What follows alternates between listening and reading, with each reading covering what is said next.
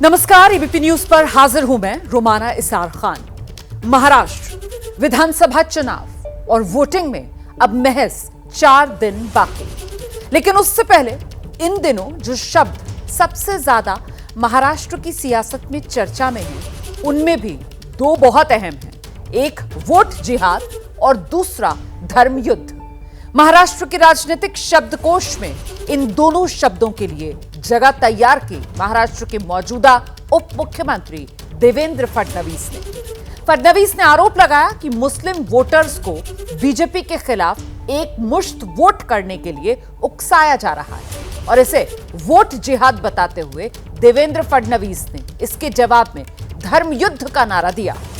अब सवाल यह है कि फडणवीस के आरोपों की बुनियाद है क्या वाकई वोटिंग के लिए धर्म और मजहब की विभाजन रेखा खींची जा रही है?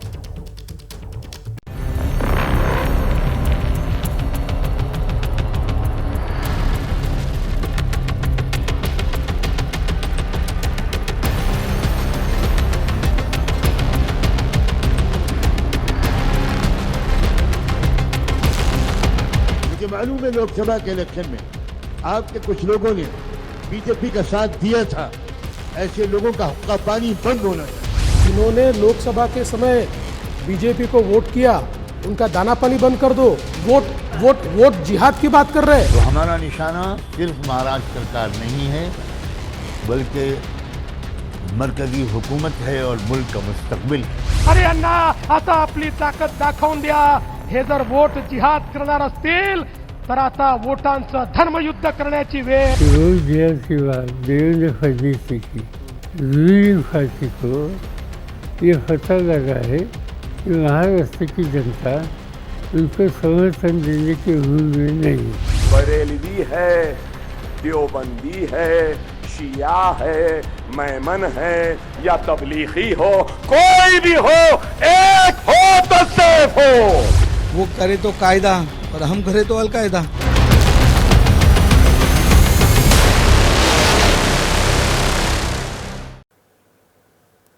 तो ये तो सिर्फ बानगी भर है उन बयानों की जिनकी तासीर ने महाराष्ट्र विधानसभा चुनाव का मिजाज ही बदल के रख दिया है।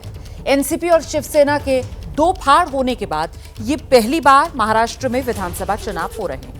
अच्छा, शुरू में लग रहा था कि इस बार वोटिंग में इन दोनों दलों पर विरासत की लड़ाई की जो छाप है वो दिखाई देगी, लेकिन वोट का युद्ध देखते ही देखते वोट जिहाद बनाम धर्म युद्ध ऐसे पहुंच गया।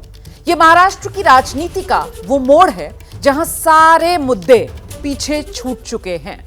वोट जिहाद बनाम धर्म युद्ध की इस सियासी लड़ाई में एक से बढ़कर एक किरदार हैं जो चुनावी बढ़त के लिए मौका देखकर विरोधियों पर चोट कर रहे हैं।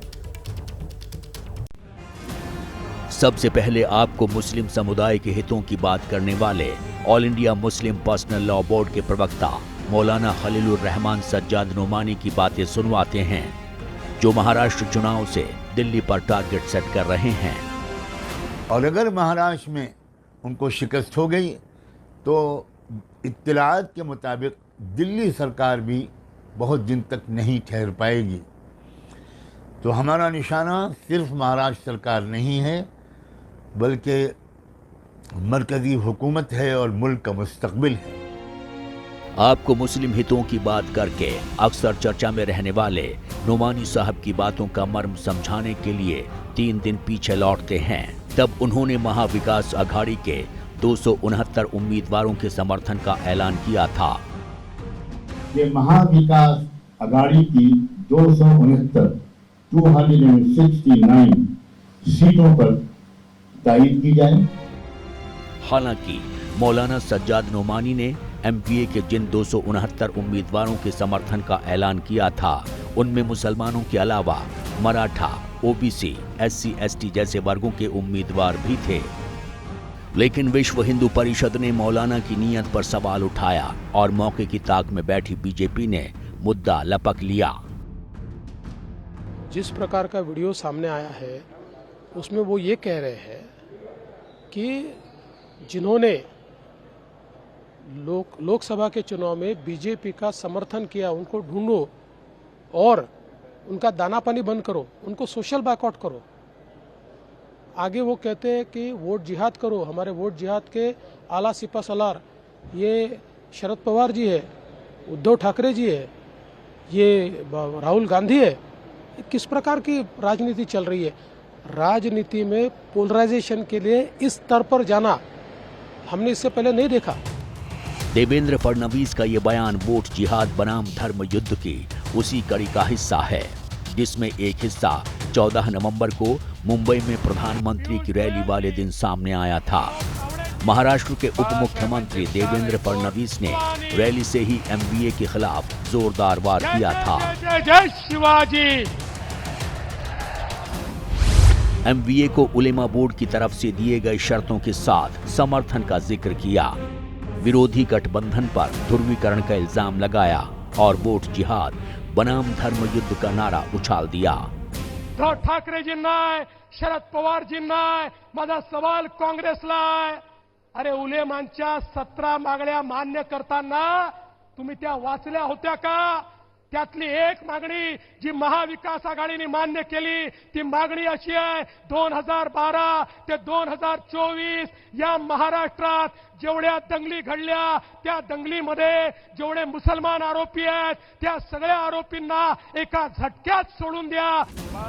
इसी के साथ मुद्दा राजनीति की उस पिच पर पहुंच गया जिस पर बीजेपी अक्सर विरोधियों की चुनावी गिल्ली उखाड़ती रही है। ये बात शरद पवार समझ गए और नागपुर से बीजेपी को जवाब दे दिया कि वो जिहाद की बात देवेंद्र फडणवीस ने की, रूलिंग पार्टी को ये पता लगा है कि महाराष्ट्र की जनता उनको समर्थन देने के मूड में नहीं है। बीजेपी को जवाब देकर शरद पवार ने ध्रुवीकरण की गुंजाइश खत्म करने की कोशिश की, लेकिन हैदराबाद से निकलकर मुंबई की गलियां छान रहे एआईएमआईएम के नेता अकबरुद्दीन ओवैसी ने सारे किए कराए पर पानी फेर दिया। ठाणे के मुंब्रा में छोटे ओवैसी ने एक होने की बात की और विरोधियों को मुकाबले के लिए ललकार लगाने लगे। योगी कह रहे हैं कि बटोगे तो कटोगे, नरेंद्र मोदी कहते हैं एक है तो सेफ है, बरेलवी है, देवबंदी है, शिया है, मैमन है, जमाते इस्लामी के हो, कोई भी हो, एक हो तो सेफ हो। एकता की कुछ ऐसी ही पुकार मुंबई की मस्जिदों से भी हो रही है। शुक्रवार को जुमे पर हुई गर्मा गर्म तकरीर माहौल को पहले ही नया रंग दे चुकी थी। बतलाना होगा कि हम मरे नहीं हैं। ये दारुल उलूम देवबंद के प्रिंसिपल अरशद मदनी के भतीजे सैयद हसन मदनी हैं। तकरीर में बात तो नबी के गुस्ताखों पर एक्शन की कर रहे थे, लेकिन निशाना कहाँ है ये समझने वाले समझ गए। आपके ऊपर बात की जाए, आपकी सामने अक्ल को कमजोर किया जाए और मुसलमान जिंदा रहे, खाता रहे, पीता रहे और अपने कारोबार के अंदर लगा रहे, डूब बनने का मकाम है। उसमें निकलना होगा, बाहर आना होगा। और इसी के साथ महाराष्ट्र की राजनीति वोट जिहाद बनाम धर्म युद्ध के रास्ते पर एक कदम और आगे निकल गई। हालांकि इससे होने वाले ध्रुवीकरण का असर क्या होगा, किसे फायदा होगा, किसे नुकसान होगा, इसका आकलन सब अपने अपने हिसाब से कर रहे हैं। कोई भी व्यक्ति, कोई भी संगठन अगर गलत करता हुआ पाया जाता है तो देश का कानून है, उस कानून के तहत कार्रवाई होती है। हाँ, अगर किसी के खिलाफ कहीं कोई शिकायत आती है, वो व्यक्ति हो या संगठन हो, तो तब देखा जाएगा कि क्या कानून है जिसके तहत कोई कार्रवाई हो सकती है।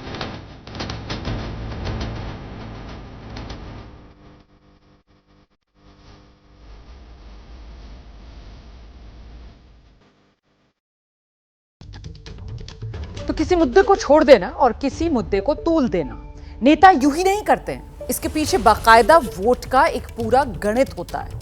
महाराष्ट्र का विधानसभा चुनाव अगर वोट जिहाद बनाम धर्म युद्ध के इर्द गिर्द चक्कर लगा रहा है तो इसके पीछे की जो वजह है वो वोट है। और इसीलिए सवाल उठता है कि क्या मुस्लिम समुदाय को वाकई किसी खास पार्टी के पक्ष में संगठित किया जा रहा है? इसका जवाब महाराष्ट्र की आबादी के हिसाब में छिपा है, जिसे समझना जरूरी हो जाता है। विस्तार से जरा आपको बताती हूं इसके बारे में। देखिए, महाराष्ट्र में करीब 1 करोड़ 30 लाख मुसलमान, जो राज्य की कुल आबादी का 11.5% है। महाराष्ट्र के 7 जिले ऐसे हैं जहां मुसलमानों की आबादी करीब 15% से ज्यादा है। 288 विधानसभा सीट वाले महाराष्ट्र में मुस्लिम मतदाता कई सीट पर हार और जीत तय करने की ताकत रखते हैं, मतलब निर्णायक वोटर की भूमिका में है। और यही उनकी ताकत, अगर एकजुट होकर वो आ जाएं किसी दल के साथ, और खासतौर से महाराष्ट्र के अंदर अगर विपक्ष के साथ आ जाएं, तो फिर तो बीजेपी और उसके साथियों की मुश्किल बढ़ सकती है। इसीलिए समझना मुश्किल नहीं कि वोट जिहाद बनाम धर्म युद्ध आबादी के इसी गणित से निकला चुनावी बाय प्रोडक्ट है।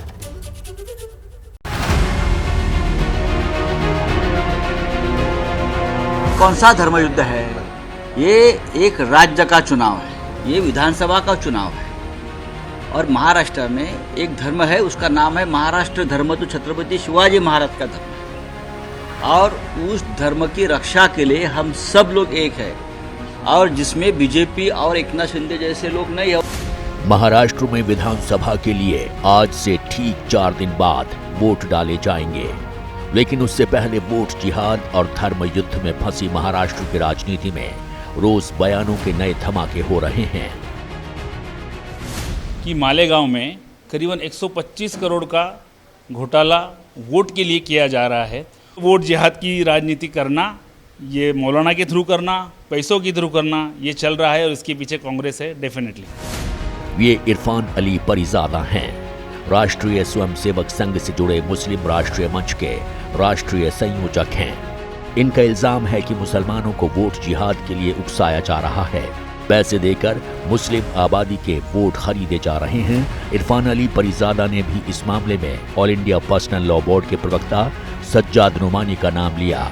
देवेंद्र फडणवीस, जिनका बयान एक दिन पहले खड़कवासला की रैली में सुनवा चुके थे। तो हमारा निशाना सिर्फ महाराष्ट्र सरकार नहीं है, बल्कि मरकजी हुकूमत है और मुल्क का मुस्तकबिल है।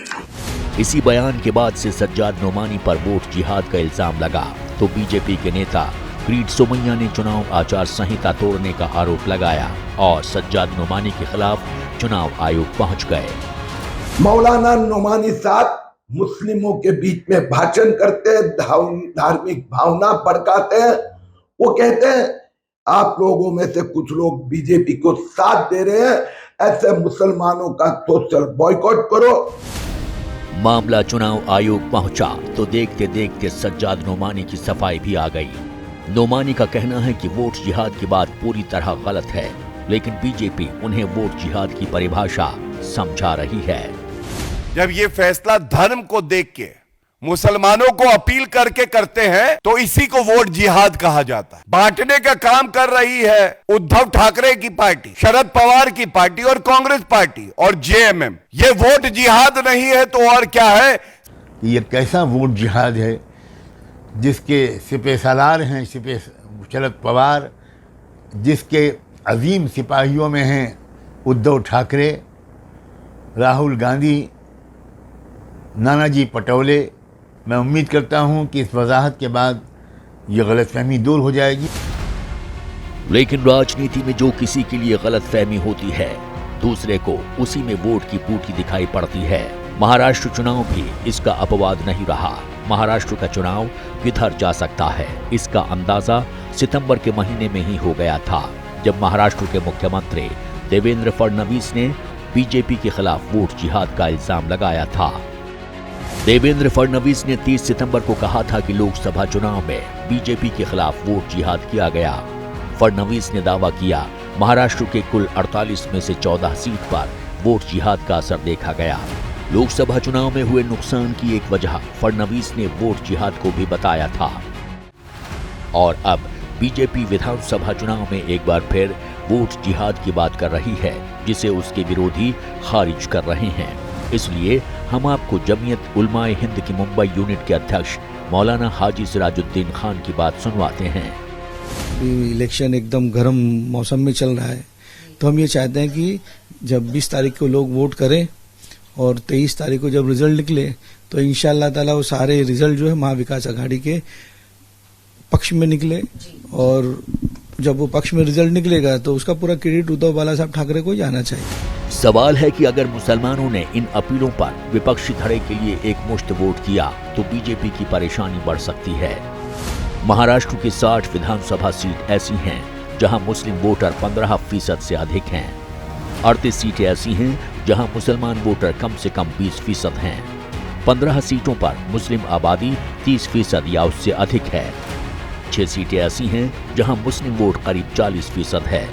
9 सीटें ऐसी हैं जहां मुसलमान वोटर 40% से अधिक है। यूं तो देश का वोटर अपने मुद्दे खुद तय करता है और उन्हीं के हिसाब से वोट भी करता है, लेकिन महाराष्ट्र विधानसभा चुनाव में अगर मुस्लिम वोटर ने इस बार के लोकसभा चुनाव का पैटर्न फॉलो किया तो बीजेपी के लिए मामला बिगड़ सकता है, क्योंकि इस चुनाव में मुस्लिम वोटर्स ने महायुति की जगह महाविकास अघाड़ी का साथ दिया। सर्वे एजेंसी CSDS की रिपोर्ट बताती है कि इस बार के लोकसभा चुनाव में महाराष्ट्र में 74% मुसलमानों ने विपक्ष के इंडिया गठबंधन का साथ दिया, जबकि एनडीए को सिर्फ 12% मुस्लिम वोट मिले। असर चुनाव नतीजों पर साफ दिखाई दिया। 48 सीट वाले महाराष्ट्र में एनडीए 17 सीट पर सिमट गई, जबकि इंडिया गठबंधन ने 30 सीटें जीती। इस चुनाव में एनडीए को 24 सीटों का नुकसान हुआ, जबकि इंडिया गठबंधन को 25 सीट का फायदा हुआ। यही वजह है कि मुसलमानों से एक तरफा वोट की अपील को बीजेपी वोट जिहाद कह रही है और उसके जवाब में धर्म युद्ध, बटोगे तो कटोगे और एक हैं तो सेफ हैं जैसे नारों की मदद से न्यूट्रलाइज करने की कोशिश कर रही है। कांग्रेस के सहयोगी दलों ने धर्म के आधार पर बांटने की कोशिश की है, वो भी गलत है। ये हमें एक रहकर अपने देश को एक समृद्ध भारत बनाने का, समृद्ध महाराष्ट्र बनाने का जो मिशन है उसमें आगे लगना चाहिए। भाजपा जब हारती है तब हम चुनाव चाहे कहीं का हो, हार जीत में भावनात्मक मुद्दे सबसे बड़ी भूमिका निभाते हैं। वोट जिहाद बनाम धर्म युद्ध की सियासी लड़ाई में किसकी भावनाएं किसके साथ जुड़ती हैं और किसका बेड़ा पार करती हैं, ये 23 नवंबर को तय हो जाएगा। तो कुल मिलाकर महाराष्ट्र में चुनावी शोर है, धार्मिक ध्रुवीकरण का जोर है और जिस तरीके से वोट जिहाद वर्सेस धर्म युद्ध, यही अब गूंज और यही मुद्दा हावी महाराष्ट्र चुनाव में देखने के लिए मिल रहा है। बहुत से लोगों के मन में सवाल कि लोगों से जुड़े जो बुनियादी और असली मुद्दे हैं वो इस ध्रुवीकरण की सियासत में कहीं पीछे छूटते हुए नजर आ रहे हैं। नेता तो अपना फायदा इसके जरिए निकाल ले जाएंगे, लेकिन जनता, उसका क्या होगा? 5 साल तक उसे फिर से इंतजार करना पड़ेगा अपनी बारी का। आप जानते हैं 20 नवंबर महाराष्ट्र सभी 288 विधानसभा सीटों के लिए वोटिंग होनी है और फिर 23 नवंबर सबसे तेज नतीजे यहीं एबीपी न्यूज पर जरूर देखिएगा हमारे साथ।